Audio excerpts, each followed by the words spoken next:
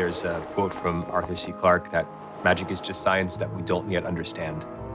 Definitely the first thing for people to feel when they walk into the Cauldron is like they are being transported across a threshold from the regular world into the magic world.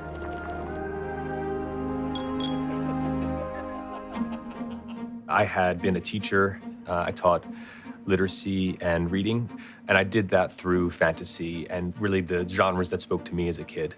And I moved into technology and then began learning to make what was in my head. And what was in my head was how to make a working magic wand. And then once I invented a magic wand, now what do we create around this product? And I went from cocktail bar to cocktail bar, talking to managers and employees, looking for the person with the right background, with the right experiences. And one of those bartenders I spoke to was Dave. I was bartending around London and trying to become the best that I could and helping to set up some of the more premier immersive experiences around London also.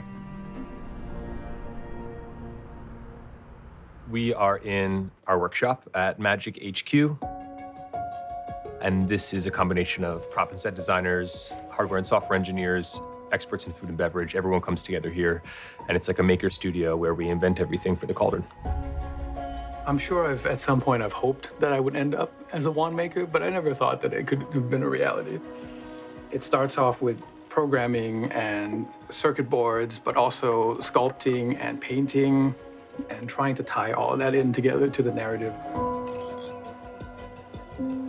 The vast majority of our revenue is transacted with pre-bookings ahead of time online. So Stripe is actually very, very important to how we operate our business. For example, we built a booking system that not only transacts with customers to pre-purchase a reservation at a certain price, but we can also do add-ons. So you can add on a bubbling shot of death or a dragon's breath cocktail. That add-ons feature is bringing in hundreds of thousands of dollars more every year to our company. And it wouldn't be possible if Stripe didn't have an open API, if Res Diary didn't have an open API, and we could fit those pieces together. We started in London. We went from London to New York City. From there, we opened up a second London venue, Manhattan, Philadelphia, Brighton, and we're working on our next US venue.